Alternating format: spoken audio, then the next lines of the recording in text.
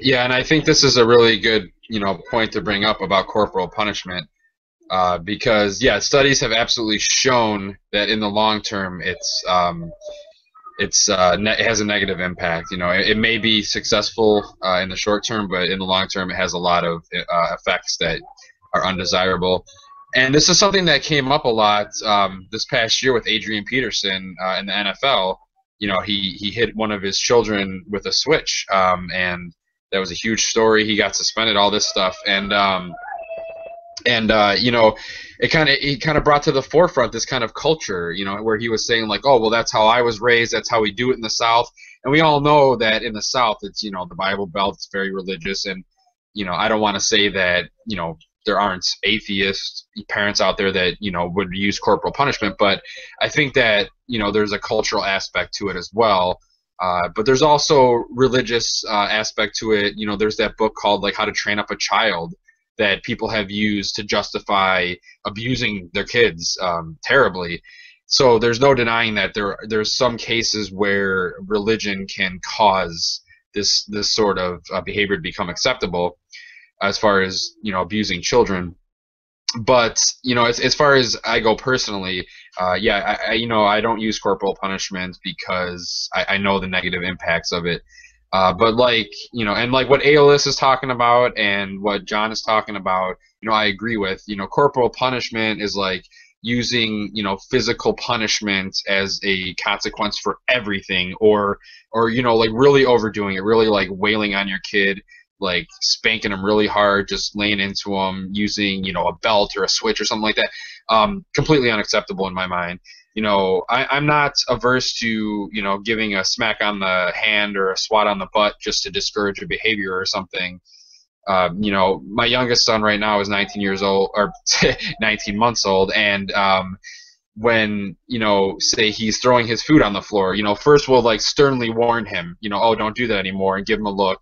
And if he kind of doesn't respond to that, then we just kind of give him a little smack, and then he'll know. But it's nothing abusive, it's nothing extreme, and then he gets the idea. So I would never go anything beyond that, because it's abusive, and like the data is there to demonstrate that it's not effective in the long run, that it leaves people scarred and then apt to repeat this behavior once they are older or become parents, or even like in just relationships, to be abusive because they think that that kind of behavior is acceptable. And the data is there to show that. So I think it's really important to discuss this topic. So I think Dieter has something to say. Yeah. Now I have a bear now, and now it's covering my chin. It turns out that there isn't actually much of a difference when it comes like that. That is included in the gradient. So it doesn't help. Basically, it does exactly the same mechanism. It stops the kid from doing whatever they're disapproving of in the moment, and it normally does stop them at that time, and that gets locked in their brain, apparently. I would like to inject some anecdotal evidence right here, right quick before ALS jumps in. But today, given that those things are covered underneath these studies and whatnot, and how I've confessed how I raised Xander, today Xander was almost in tears because about a week or so ago he killed a character on a video game, and the character hasn't come back.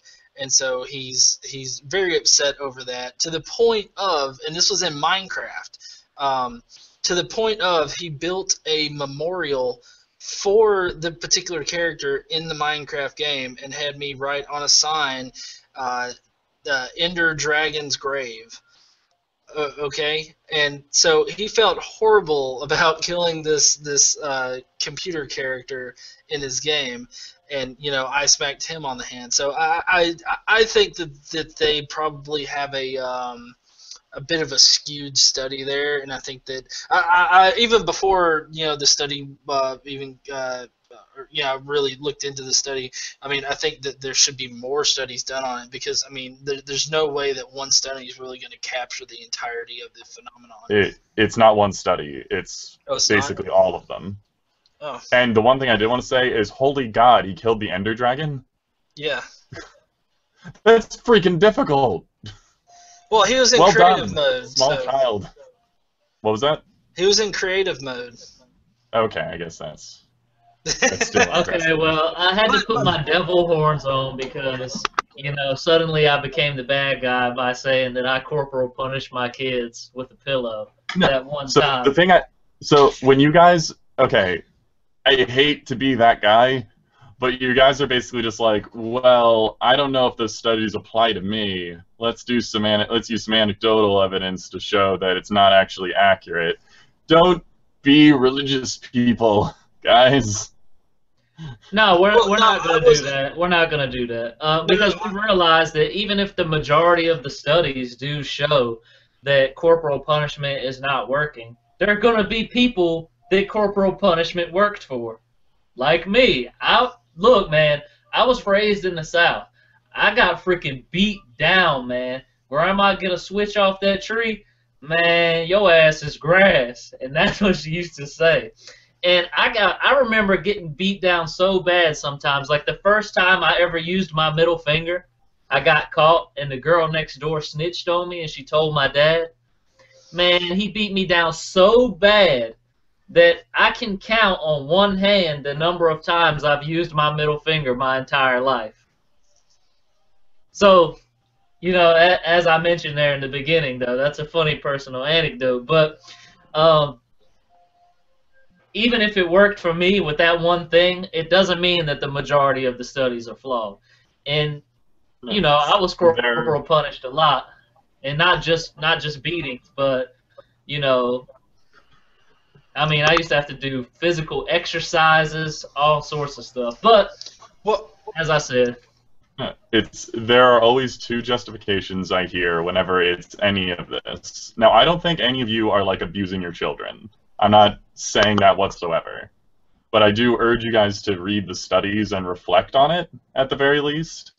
Because the two pieces of rationale that are universal when I hear this particular argument is either I was beaten and it did make me turn out bad, and I'm not actually hitting my kids. I wasn't rationalizing You're repeating the same thing I've seen from people who actively I was not rationalizing it. I was not justifying it either.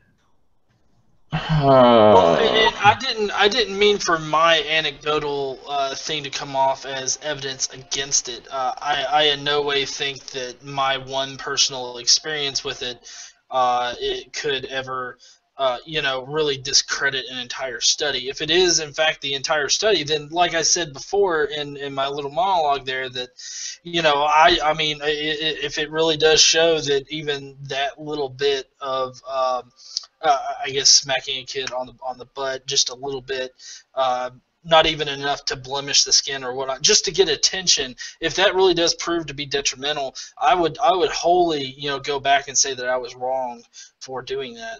I wasn't. I love free thinking people. Huh?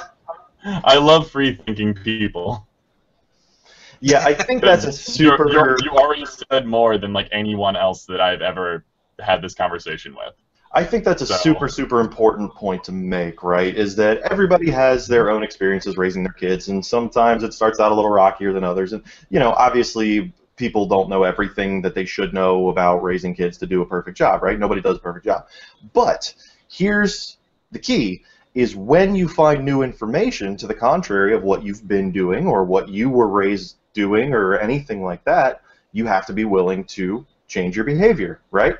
And I think that's something that a lot of us are willing to do, which is a very, very nice thing.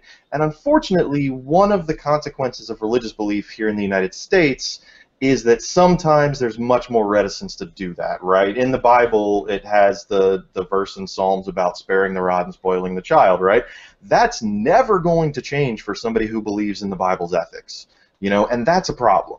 Even if studies show corporal punishment is not going to work, people who adhere to those verses are still going to use corporal punishment. And that's really the problem, right? It's not whether you make mistakes when you're raising a kid or whatever. It's the willingness to change and the willingness to do what is actually right when you have the evidence on your side to determine what is actually right, right? So I think that's really the key, is remain open-minded, remain willing to learn. That's really the thing, is always be willing to learn about how to be a better parent, and don't just go to this book that's really old and full of horrible things and contradictions and all that nonsense. Yeah, think about it. It wouldn't be surprising to me that neglect would be the worst outcome, like you guys were talking about. Obviously, that's not to say that, you know, physical abuse is any better by any standard.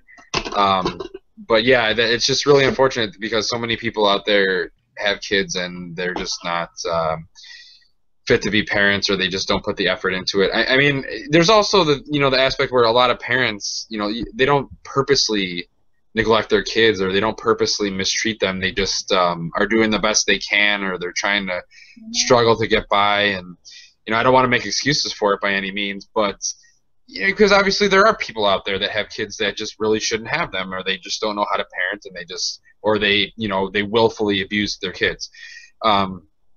But at the same time, you know, it's really easy to judge people when you're not a parent, I think. You can say these things like, oh, why do people do this, or how does this happen? But until you're actually a parent and living it, you know, it's really hard to kind of put yourself in other people's shoes.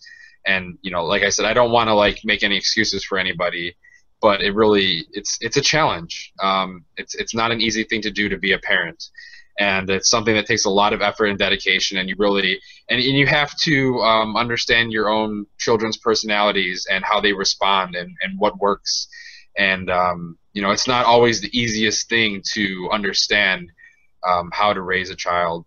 So I think, you know, in the end, you have to do the best you can, and it definitely is important to keep in mind these studies and this information that can kind of guide you and tell you what works and what doesn't, and what kind of impact you can expect from certain approaches.